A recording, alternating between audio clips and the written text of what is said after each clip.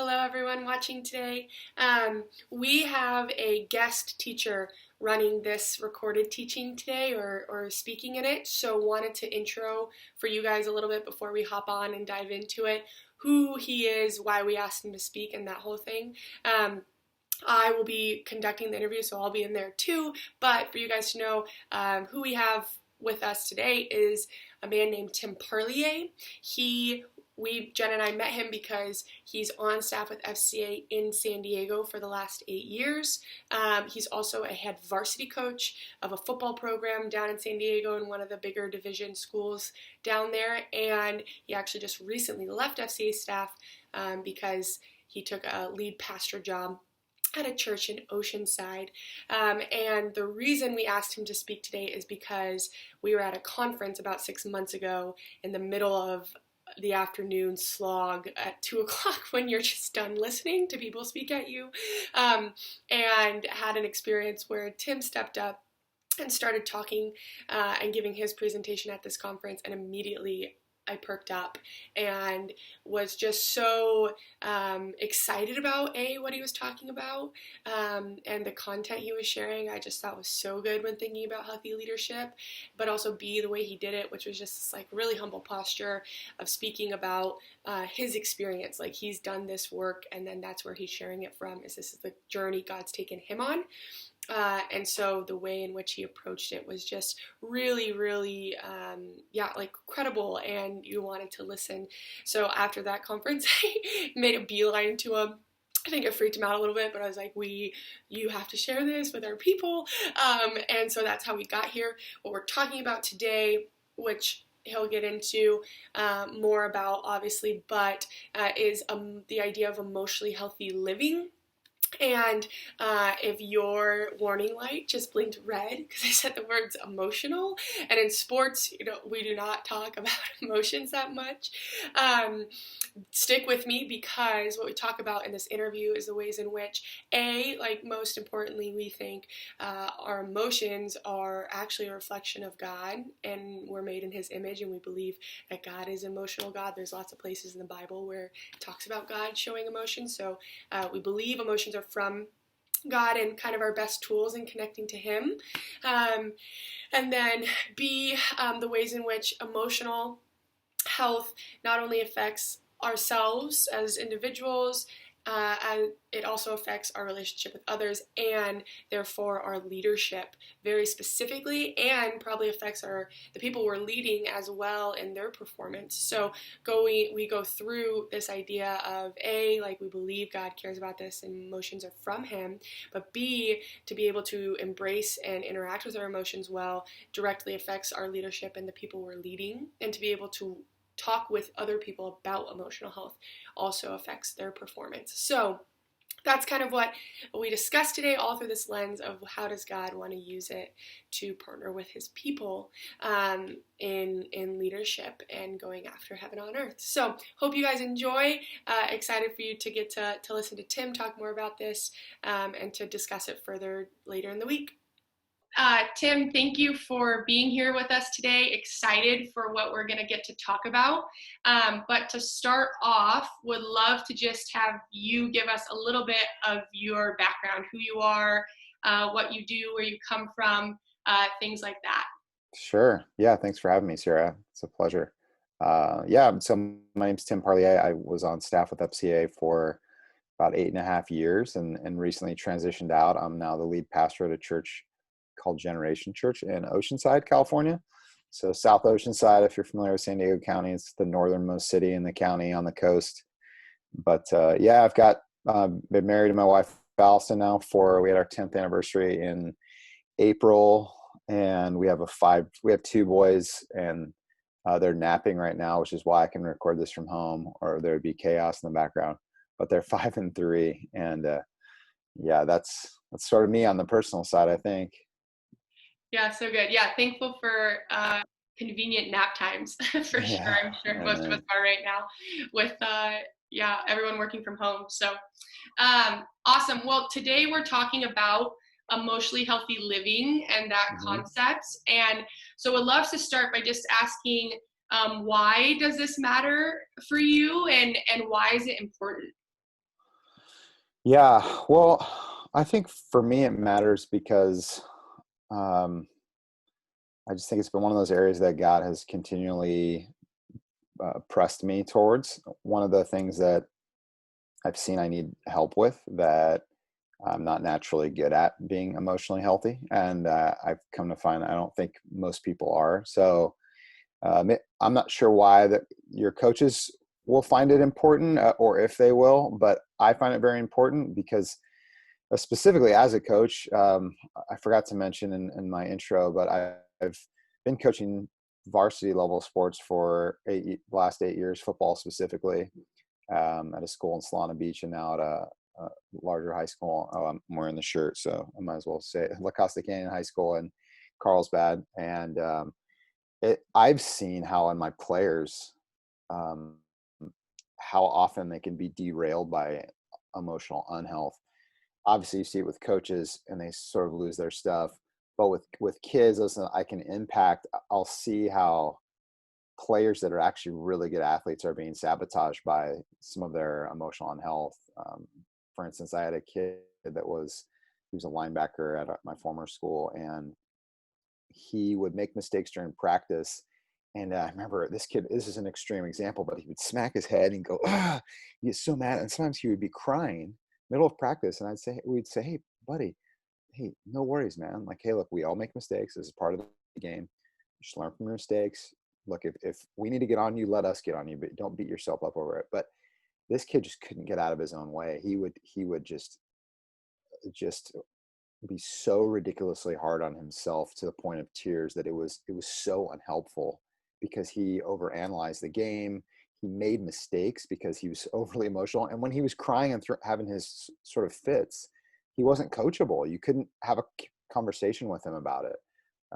And even more recently at LCC, I noticed one of my defensive ends this year, he had I think a mental blockade with his just footwork, where there was actually an intellectual, emotional type thing that affected his ability to. He false stepped a lot, is one way we would say it in football. He false stepped a ton, and it wasn't that he's not athletic, because he's extremely athletic, but there was a mental block going on with him, and working through that, and sort of like retracing steps so that he could do it right. And so the reason I share that is it's not just a sports thing. We see it in sports, and that's why I love sports, but it's an all of life thing. There are things that we do that we tend to not notice about ourselves, that are totally dragging us down, that we're false stepping in life. There are things that we do when we're frustrated and upset that, uh, as an adult, we've learned to sort of mask them so that we're not slapping our heads and crying, because we've learned that that's embarrassing. We shouldn't do that. But on the inside, we freak out and we tense up, and it totally affects our ability to perform in life as a coach, as a parent, as a husband, you name it. It affects us. And I've seen how God will use some of those outward frustrations to say, okay, what's going on in here? And let's not just talk about it. Let's actually move forward in health. Um, so that I've seen that. I've seen a change in my own life and in my marriage specifically. With we got to a point, just in transparency, where this was maybe 4 years ago after having kids, where we were like, you know what, we're married, but and I'm in ministry, so divorce isn't an option, but this is so frustrating. Why don't we just agree to be like roommates and like each other? We don't have to love each other. And to actually have that conversation is really heartbreaking. And then to hear yourself saying it, you go, oh, I can't believe I'm saying this. But then we realize, I think we needed to say these things out loud, to go, okay, wow, this is bad. Like there's some unhealth here. Like, it's not okay for us to just be roommates. We actually want to love each other. We want to have intimacy. Obviously, that was a very dark moment. It was one of the darkest.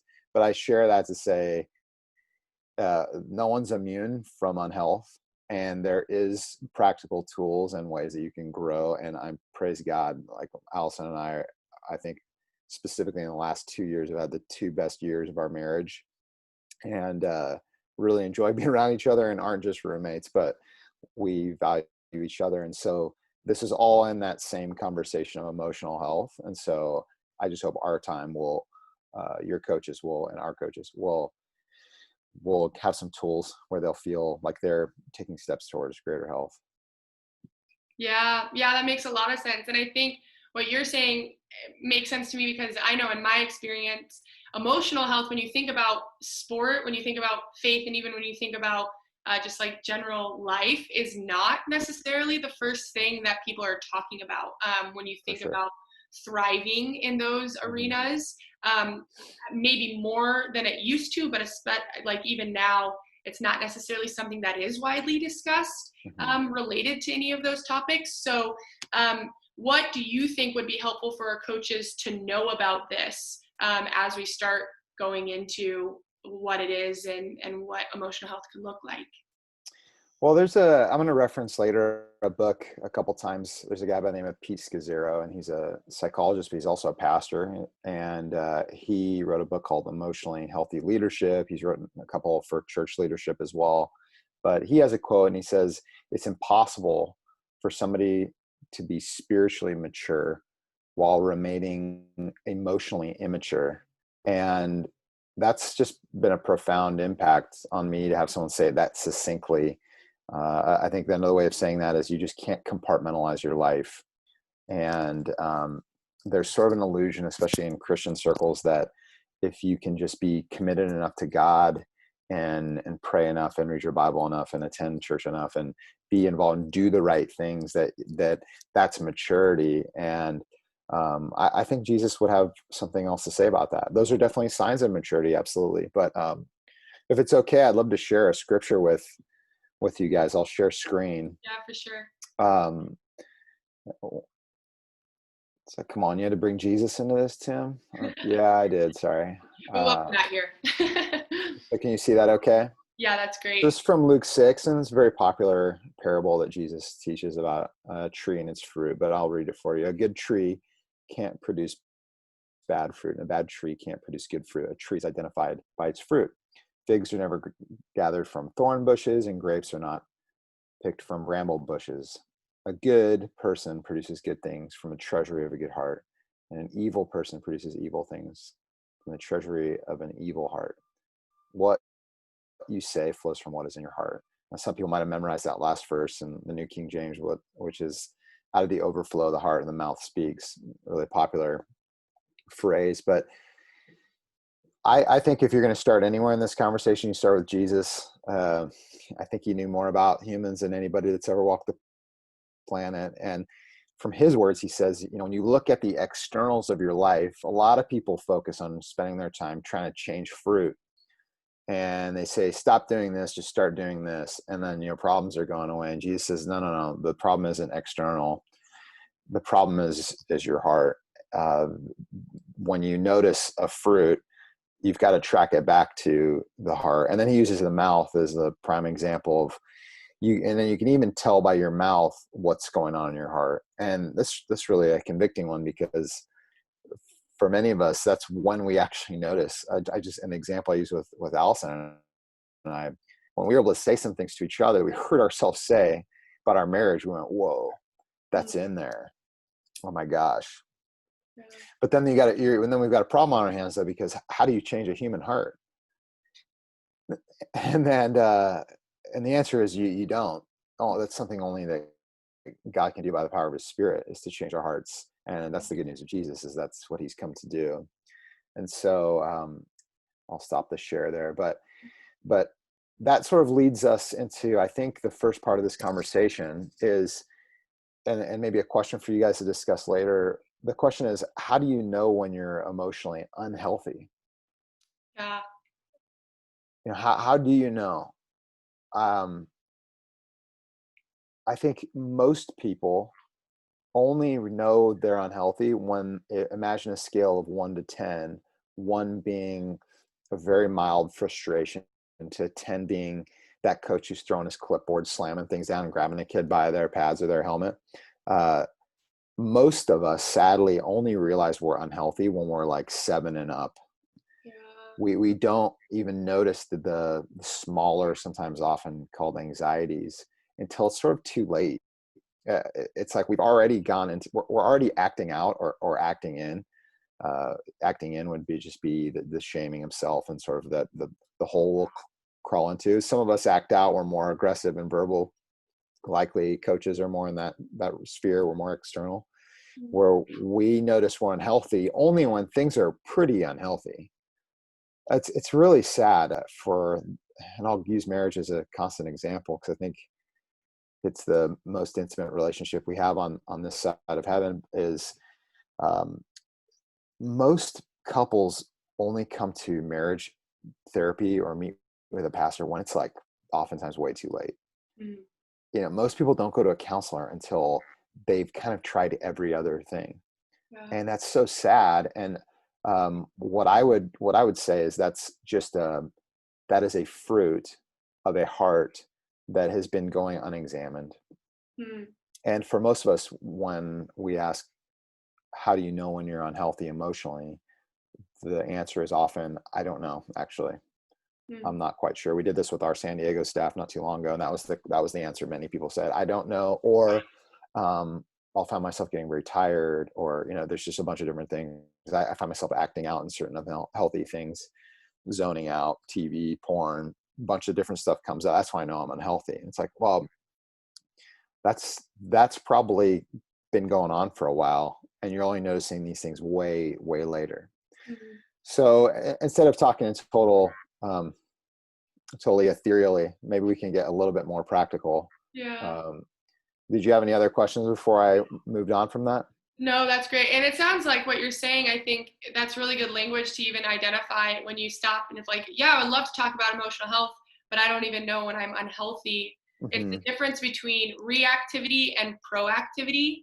And the idea that have proactive self-awareness Mm-hmm. says that like the things that are coming out, then those are conscious decisions. Those are intentional decisions rather than explosions or outbursts, because there's a good grasp on where you're at with that unhealth or health and being able to identify what you need there. So that makes a lot of sense. But yeah, I love it. I love the thought of now going tangible. So what would you say are ways that increase emotional health, and how do you identify what's going on in your head and heart to be able to go on this journey?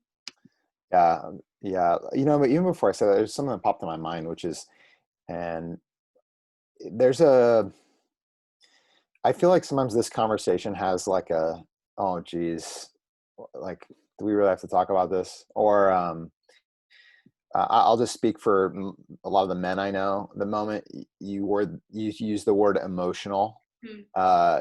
well, I've even heard guys say, well, I'm not emotional. And and maybe there's somebody on this call. It's like, yeah, I actually was just thinking that. I'm not. Well, you are, and because you're made in the image of God, and God is emotional. Hmm. And if you read even mildly through Scripture, cursory overview, you'd see God expresses a wide variety of emotions, Hmm. and you were made in His image.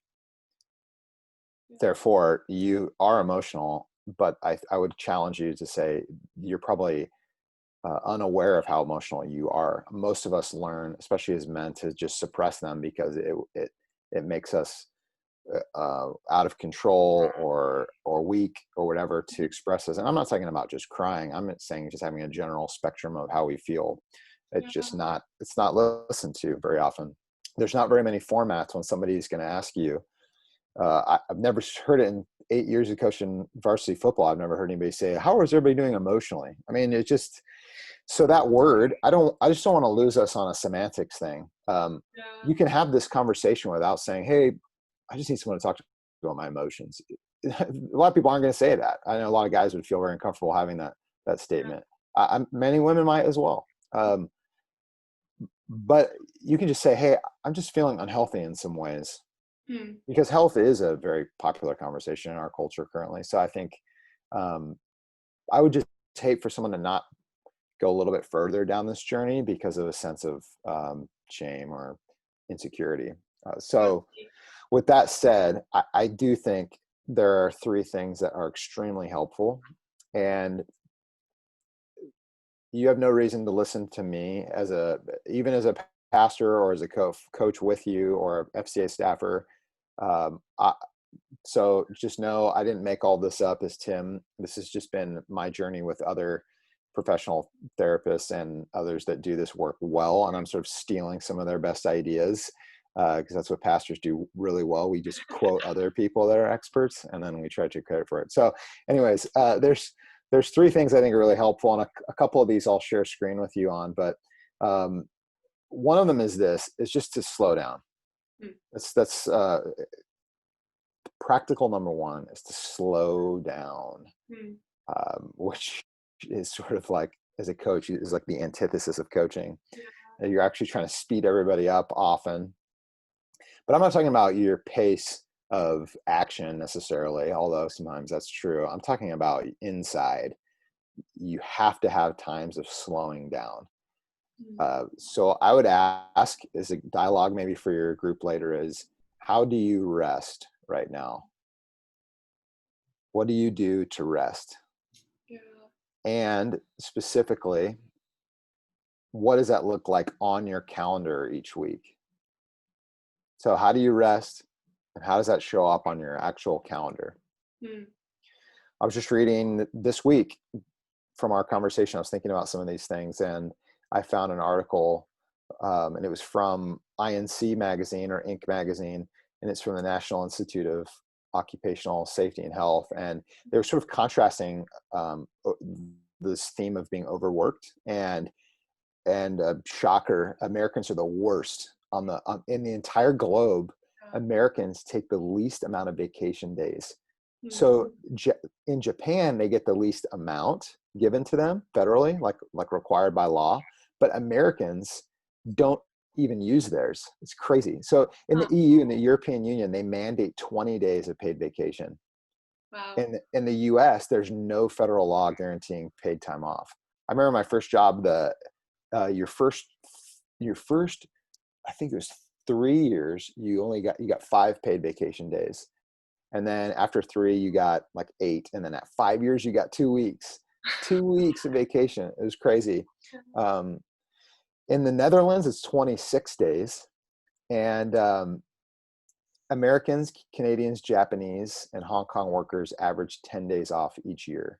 Wow. So I'm not specifically actually even talking about vacation, but I just use vacation as like this, pretty much the prime example is like, if you don't even take vacation, it's probably a good sign that you don't rest any other times either. Right.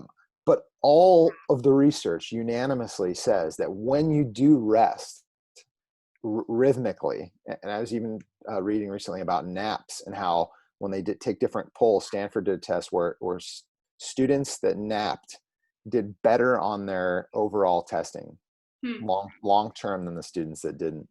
But creativity, focus, memory, productivity, all of those things go up. All of things we actually want in all of life. Creativity, focus, when you think about your sports, productivity, memory, for you and your athletes, you want those things to go up. Yeah. We know that when you work out hard, you grow and muscles grow when they're recovering, but yet we try to short circuit that by squeezing out our rest time. I'll give you a quote that I think has really struck me. I forgot who said this. I couldn't find the author, but it's your schedule and your spending reveal what you really love in life. Yeah. What makes it on your calendar shows what you value. And so slowing down can look a number of ways, but I mean, biblically, the people of God were commissioned to Sabbath. I take a day off each week and I turn my phone off. Every single day I have a 30-minute, I call it a Sabbath window. You can call it whatever you want, but every day I have 30 minutes. Even when I used to work in construction 10 years ago and I discovered the value of appropriate rest, I had a 30-minute break where I would grab my Bible and I'd go out to my truck on my lunch break and use half my lunch break or my entire lunch break just to be alone. 30 minutes can totally rehab your mind, get you refocused and focused on God. But some people, and this isn't a talk about Sabbath, but I think a lot of Christians they don't understand the theme behind it. John Mark Comer wrote an amazing book called Garden City. The the subtitles Work, Rest, and the Art of Being Human. And he had a really good conversation about Sabbathing. One of the things he brought up was human beings were created on day 6 of creation, and their first day was the 7th day when God rested. So the first day of humanity, the first full day of their lives, was a day of rest. Yeah. And it was intended to show us that we were supposed to work from a place of rest. So think about this, that Sabbath, which was also the 4th commandment in the 10 commandments, which I don't know about you, but none of us have really sidestepped murdering people, lying, stealing, adultering. But for whatever reason, Sabbath is the one that we're like, well, it's Old Testament. The thing about this, though, Sabbath was instituted before sin ever existed. Sabbath was instituted before the Old Testament law. So as Christians, we don't please God by Sabbathing. We're pleasing to God because of Jesus' perfect work for us on the cross. That's what makes us holy and righteous. So he doesn't like us or love us more because we Sabbath. But make no mistake, we do fail to experience his kingdom life on this earth when we violate his rhythms that he's put in place for us. But as human beings, we do it all the time. We never stop. We never take days off. We always have our phone next to us. To believe that we are somehow immune and this won't affect us, I think, is foolishness. And so the first step is slow down, rest. You have to. And not only that, I'll just throw one last thing in there about this, is like, when we don't rest, we show the world that we serve a tyrant, domineering God. As Christians, people look at us, if we're known for being Christians, and they say, okay, well, this person's living their life as, they think they're listening to Jesus. And when we don't rest, we don't model rest, we don't model that we take breaks, we teach them, we teach our kids, we teach everybody else that we just grind all day long and we don't rest. And I think we paint an inappropriate picture of who God is. So step 1 is rest. That one doesn't require a ton of practical skills, other than I would challenge everybody on the call to at least do something daily. Yeah. At least for 30 minutes that will do that. If you want to take a day off, whatever it is, that time has to be protected, and your phone needs to be off.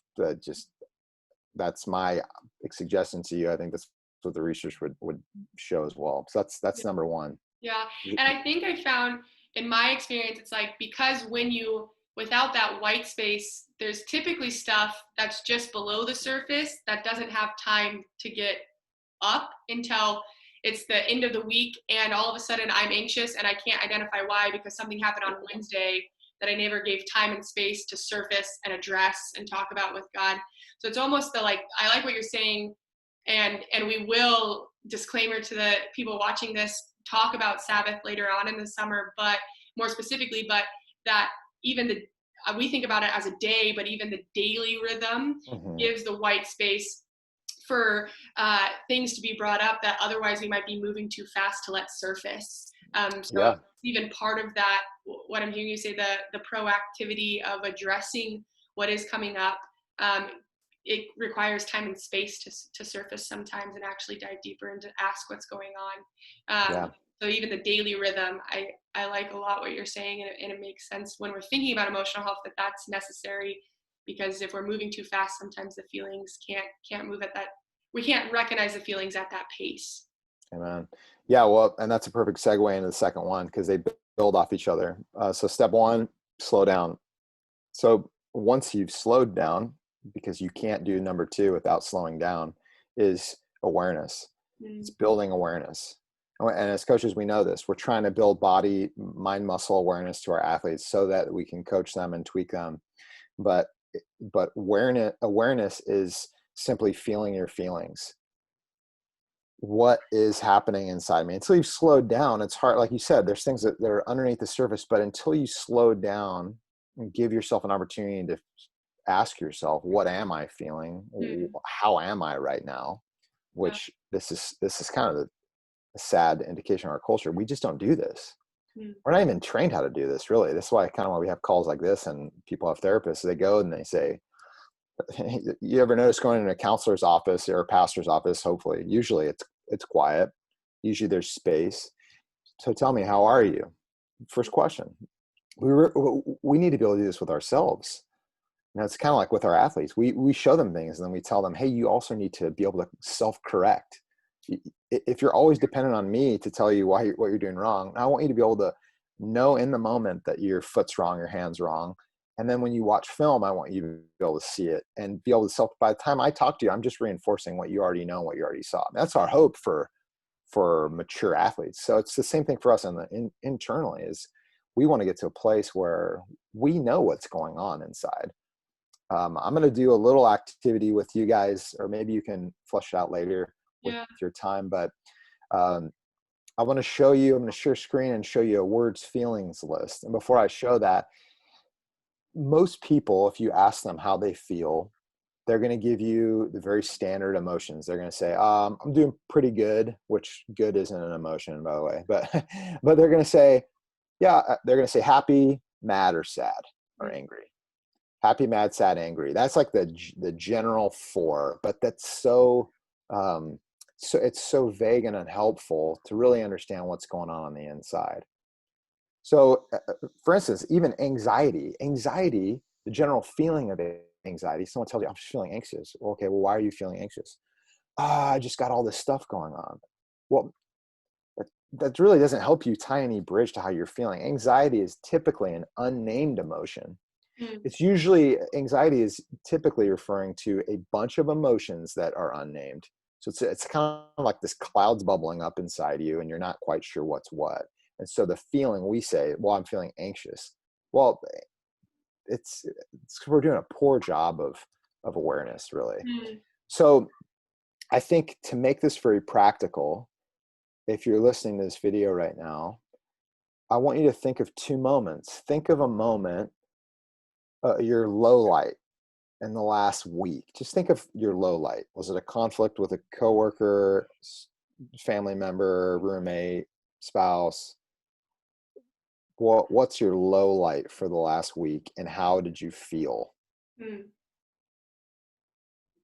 And then you can do the same thing with a highlight. Yeah. What was my highlight for my week and how did I feel in that moment? How did I feel? Not how do I feel about it, but how did I feel right then? But for sake of this conversation, is to keep it simple, let's go with the low light. It's way more juicy to go with the hurtful ones, right? So, but I think our negative emotions are the ones that are steering us the most, unfortunately. But think of your low light for the last week. I had one last night, which is really frustrating. There you go. It's a very small word. But now we're going to look at, I'm going to share screen with you and we're going to work at a words feelings list.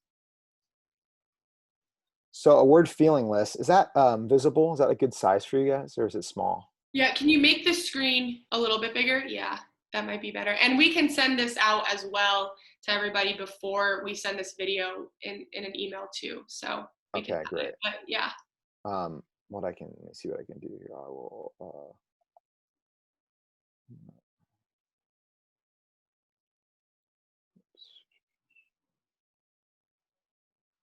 let me go there. How about that? Oh, yeah, that's great. Okay, so a word feeling list is just giving you some depth. Now, I actually have this exact document on my phone and my favorites. So I hit the heart under that one, send it to my favorite photos, and I keep this on my phone.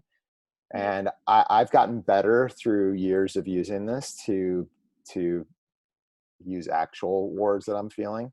Yeah. But I'll send this to, if say I'm having a meeting with someone from my church or a student from FCA from before, and they would describe something that was happening at home, and I just ask them, how you feeling about all that, man? It sounds pretty heavy. Yeah, I'm feeling okay. I'm just kind of sad about it. And I'd say, and what does feeling sad feel like to you? Because I'm trying to get a little deeper, right?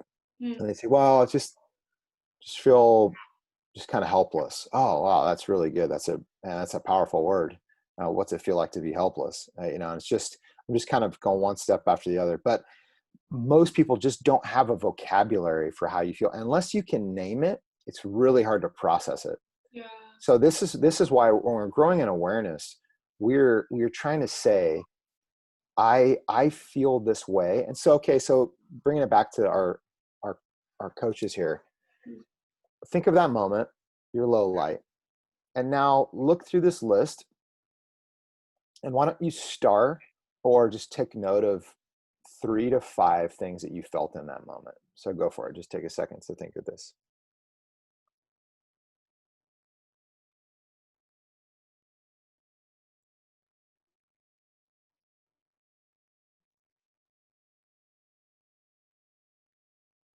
And I didn't give everybody a ton of time, but I'm sure you can pause this later and do it. But to be able to say to somebody, um, I just, not only did I feel frustrated, but I'm just feeling resentful. Mm. And as you can see, the bottom, they're the weakest versions of it. And as it goes up, they just get more and more intense. And this is really helpful for us to know when we are feeling intense emotions, that we use intense language to describe it, or that we don't, as some people do, they dramatize everything and they're constantly using intense language. But in reality, like someone says, I was horrified.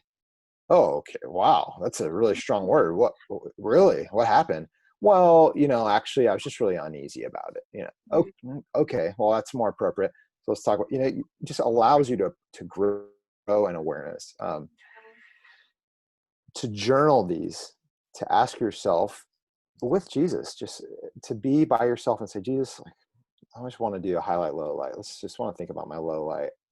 How was I in that moment? Like, help me to think through, and then have this list next to you and say, I felt this way, this way, this way. And then your highlight, it's just helping you grow. And then you pray with, you invite him in that space. During my low light, I just felt this way. Can you help me to process this more? Mm. Can you help me to not feel that way anymore? Whatever it is.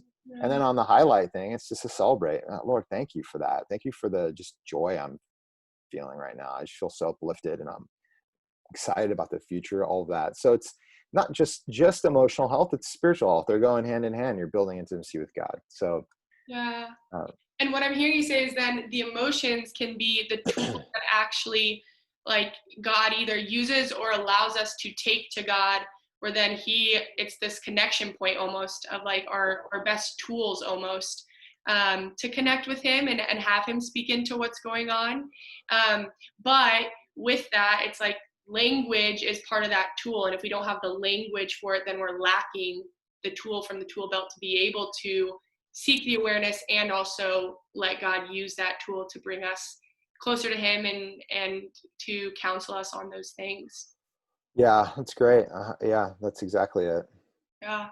Yeah. So we have rest and we have awareness. Yeah. Anything else as far as to identify helpful things to identify what's going on in our head and heart when thinking about emotional health? Yeah, totally. So yeah, again, you're going back to slow down and rest, I think, and then to awareness. How am I doing? And inviting God into that. Yeah, that's just such a, I've heard it said that our emotions are like our dashboard in a car. And when certain things are happening, it's a blinking light of like, okay, something's not right here. Back to that verse in Luke, or that Jesus is teaching in Luke. There's something going on, and God's like, invite me into that. I mean, it's the beautiful thing that the Holy Spirit's described as a wonderful counselor, right? Yeah. He's come to give us healing. Mm. Um, and that leads us into our third point. You've got slowing down, you're growing in awareness, and then the third one is blind spots. Mm. You're growing in awareness, your blind spots. Um, this one I think is probably the easiest one for coaches to understand, because that's why you coach. Because if people could get better without you, they would, and schools wouldn't need to pay you, and their teams could just show up. Now, there's discipline and accountability to that, but generally, as I'm coaching, it's amazing how many times I'll tell a kid that they are a player that they did something, and I'll say, no, I didn't. And Mm. you're like, oh, great. Thank God we have film. And then and what's film? And film is exposing every blind spot to a point of just uncomfortability sometimes.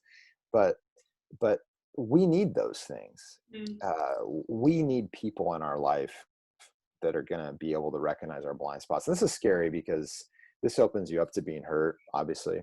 I think that's why we do what we do as FCA staff, or as a pastor, is I want to help people see their blind spots, but I don't want to do it in shame. I want to do it in the grace of Christ, because he walked in grace and truth. He walked in grace to say, I've seen it all and I died for it. So you can come to me with anything Yeah. and truth. And I can tell you this right here is just super jacked up and we need to heal this here. Mm. So blind spots is the very simple practical is find someone and reach out to somebody that will help you grow in these things. Mm. I mean, it's one of the uniquenesses of the Christian life is, unlike many other religions of the world, Christianity or the pursuit of Jesus is not a solitary pursuit. It is it's a communal gathering. We grow as the body of Christ. We're all important and valuable. It's a beauty of these calls. I know you mentioned some of the reasons that coaches even got involved was for relationships, Mm-hmm. but having people that are going to ask you the right questions. This is why counselors and therapists exist, and Christian counselors, is they're great at making you do work you wouldn't do. It's like the strength coach he's the most hated and loved guy on the squad, because why? He makes you do crap you don't want to do. I mean, it's miserable sometimes. And sometimes growing in emotional health is sort of a miserable process. Mm. They ask you questions about stories in your past you don't want to talk about, Yeah. but they're having a detrimental impact on your game, aka your family and everybody you know. So uh, I just think as a coach, we have no excuse to not be coached, Mm. and this is where, because we're doing it, so I think we can preach it to say, I love this phrase where it says you can't lead someone to a place you've never been. Mm. And so I think we need people in our lives who are going to take us to places we haven't been yet. Yeah. And that's my encouragement to all of them on the call of don't let this be an ethereal, oh yeah, I should have somebody. No, actually, like, do something. Mm. Make a plan in the next 2 weeks or 30 days that by the end of this time, I'm going to have someone that I talk to, and that this is their sole focus, is to say, like, how are you doing on the inside?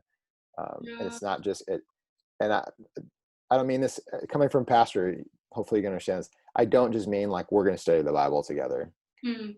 But one of the most egregious offenses to emotional health is religious abusers who say, well, I'll just get really good at memorizing biblical stuff so that nobody can ask me about what's really going on in my life, because I'll always just, I'll talk about these people right here in this book, but and I'll use that so that nobody has to know me. Mm. And that's why you need both. And Jesus cared about both, which is why he lived his life as he did with his disciples, Yeah. sharing meals, walking from place to place. Think of the countless amount of minutes these guys spent together Mm-hmm. in Peter's mother-in-law's house where she was sick, and he got to see dynamics in their relationships. You don't think they talked about that stuff? Yeah. Of course they did. The mom of James and John, hey, can they sit next to you? I mean, these are like family scenarios that Jesus was right in the midst of. So someone that has a level of awareness that's going to challenge you. We all know when we sort of have someone, but they're sort of a yes person in our life. They're not really going to challenge us. So Yeah. I think the point's clear, but I just can't emphasize it enough. I have someone like this. Have an appointment next week, so Yeah. I love it. Yeah, yeah, so good. Yeah, I love what you're saying. The ways in which I have experienced that God loves to use people. There's a difference between thinking something is good and then actually getting to experience it. I think the ways in which God invites us to experience things He cares about through people, Mm-hmm. yeah, is really important and makes a lot of sense what you're saying. So, well, yeah, awesome. I think those 3 points are great. I think last question with that, if this is kind of the how do you seek emotional health and evaluate what's going on in head and heart. Mm-hmm. Last question I kind of have then is, what does this look like leading, coaching, and working with others? So we've talked a lot like how to assess it for yourself, Mm-hmm. and a little bit of like then how to also apply that. But yeah, what are your thoughts or experiences on applying this to leading and coaching? Yeah, I'm just gonna. God can only do through you what He's first done in you. Is how I would start that. I'll repeat that: is God can only do through you what He's first done in you. This is the same thing of this fruit to root thing. This heart as being the overflow thing and it's sort of a scary place for anybody in leadership to be, because sometimes we are trying to lead people to places that we're not willing to go ourselves. Um, but this is the journey to grow in Christ, and that's the process of discipleship, is trying to lead them to places that you're adventuring to as well. And so to make that practical though, um, conversationally, something that I've seen very beneficial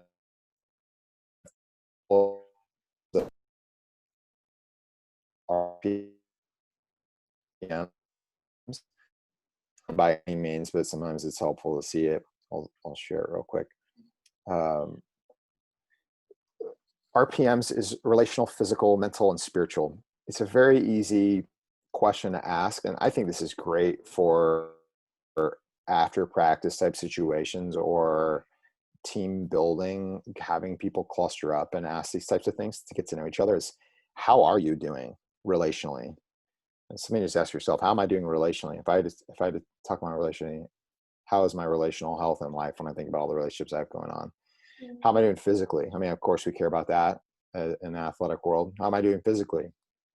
I've got problems here and that. Okay, how's that affecting you? Yeah, it's just bumming me out. I've missed practice, and okay, that's a great place to journey in. How is that affecting you in the way that you're feeling? Mentally, you've got schoolwork, everything else, but mentally, how are you doing? You feel clear? Do you feel like you're on top of your things you have to do? And then spiritually, and now that one, there's, depending on the way that you phrase that can be a really helpful conversation. I know for me, this specifically has been a way where I've actually even been able to have some, maybe what you might call like a more evangelistic conversation, is you just ask people, how about spiritually? I remember talking to you about that. Is that how do you feel in your life like that? Now, some people, that's totally hands off. They're not talking about that, depending on your position. But for somebody that feels like they have permission to go there, it's great. But RPMs, how are you doing in these things? And then whoever you're talking to gets to share. What you're probably going to find is that most people will do what I said earlier. They'll go, oh, relationships, yeah, doing good. Physically, how you doing? Yeah, body feels good. Okay. Mentally, I mean, overall pretty positive. Okay. So you'll see we're really good as Americans at being really superficial. We can talk for a long time. We're masters at it. So you just ask one more question. Well, what does feeling good feel like to you? What is positive when you're positive? Like, tell me more about that. It's a simple question. Just tell me more about that. Or how does it feel when you are blank? Two simple ways. You're just going one level down. How are you doing? Good. Well, and how does it feel like when you're doing good? Most people, hopefully in college, I'm hoping some of your coaches are college coaches, or more of them are. You're going to get a little bit more than I might with my 17-year-old meatheads. But hey, if I can do it and I can dig a few layers in and actually get real emotions, I believe you guys can for sure too. I'm definitely not a master at these things. But when you ask me, how are you doing relationally? And they say, yeah, it's just kind of things are kind of challenging at home, coach. Oh yeah, you don't have to tell me what's going on, but how's that making you feel? What's it feel like at home right now? I don't know. It's just a lot of chaos. A lot of chaos. Oh, and so the second thing I said, there's name and normalize emotions. You just tell them, oh yeah, that doesn't sound crazy to me. I would probably feel the same way. And how does chaos make you feel? What's going on inside? I just want to know you as a coach. I just want to know what's going on. And this is where that word feeling list, when I was telling you I have it on my phone, that's when I will, obviously you can't do this at practice, but if you're talking to a student, you can bust it on your phone. Hey, take a look at this. Look at this document on my phone for a second. Or text it to them. I text this out all the time. I'm going to text you this. Look at this on your phone. I'm going to give you 30 seconds. I want you to share 3 words off that list that you're feeling when you talk about that chaos at home. And they're going to give them to you. Yeah. You know what you're doing? You're building awareness. You're slowing them down. And you're helping them recognize blind spots. Yeah. You're doing it all right there. You're having that conversation. You've helped them slow down. They're thinking about it. You know what that's going to do for their life? It's just building healthy habits to say, because you know what? That chaos at home is impacting their practice in some way. It's affecting their life. I mean, let's forget sports for a second. It's affecting the way these students and these players are going to end up managing their life and relationships. So This is very important to me because of that. God's put us in this position of influencer, Mm. and I want to influence people in such a way that they would know Jesus better and know him more intimately. And then as a byproduct, they'd be healthier on the inside and lead others into health. They'd be multiplying disciples. And so this is a way that, one of the ways that I do this. And I hope that that's helpful to RPMs. Yeah. Yeah, so good. It's feels so simple and conversational. I think that's the beauty of it, is that it is Totally. like just it's simply an open door, and then they can tell you what they need afterwards. So um, Yeah. yeah, that makes a lot of sense, and I think it's something we've used with our college kids, and it is, we found that it's like sometimes people have never been asked that before, of like, oh, Totally. I well, I'm not sure how I'm feeling, like, and even that opens up a door to something that they may have not been aware of before. So yeah. Yeah. And worst case scenario, you totally blow this. You're like, hey, have you heard of the feelings, the list, you just totally blow it and you pull up your phone or whatever. Yeah. And you lost it. Oh, never mind. Well, how does it feel? Even if you totally blow it, the fact that you tried shows somebody that you care, Hmm. and that you took the time. Yeah. And that's going back to our own health. If we can't slow down for us, it's really hard to slow down for other people. Totally. I mean, it's just really hard to slow down for other people. If we're not aware, we're not even going to think about other people's awareness. And Yeah. what does that produce? It produces people that don't slow down, that have no awareness, and that are generally anxious and don't know what to do about it, and that don't recognize their blind spots, and they're just continuing to hurt people and blow up in ways. Hmm. Oh, well, coincidentally, that's exactly how our culture acts, almost on the regular. So um, I just hope that as disciples of Jesus, it's obvious to people that he is the one slowing us down. He is the one building our awareness. He is the one pointing out our blind spots. He is our hope and our shepherd. And although I've shared a few tools, ultimately, I think these are just things Jesus does anyways, but we just need to be reminded of them. And hopefully that's happened today. Yeah, yeah, so good. Well, thank you so much. I think I'm excited to get into the small group discussions too, and see what stood out for people and what came up. Great. And to, I guess, in my experience, this is a journey of something that happens Well, over time. It's not, I think, a one and done, but to be able to start that journey and that process, and if it's worth doing, then it's worth doing poorly sometimes. So amen. go It's for great. it, and be able to learn in the process. I think will be cool to hear what came up for people. So yeah, any last thoughts with this, and yeah, anything last things to add? No, I just love to pray for whoever ends up watching this, if Yeah, that's all right. that'd be awesome. Yeah, thank you. Well, Father, I don't know who's ever going to watch this video. I know there are some coaches for sure, and then someone maybe later, but more than anything, Jesus, we celebrate that you came to give life and life abundantly. You came to heal physically, emotionally, everything. We know that when you taught to pray that your kingdom would be on earth as it is in heaven. We know in heaven, there's no relational brokenness. In heaven, there's no tear and anger and hate. In heaven, there's no depression and anxiety and frustration, and there's none of that. And so I just ask that your kingdom would come in the lives of these coaches and all who watch this video for however long it stays online, that this would just be one step towards knowing you more and experiencing your kingdom on earth. And for the sake of those that we influence, Father, grow us deeper with you and deeper in health in every way, so that when we are with people, we leave them with your touch, your presence. You are their hope. You're our hope. And so help us to just listen to you more every day. In Jesus' name, amen. Amen.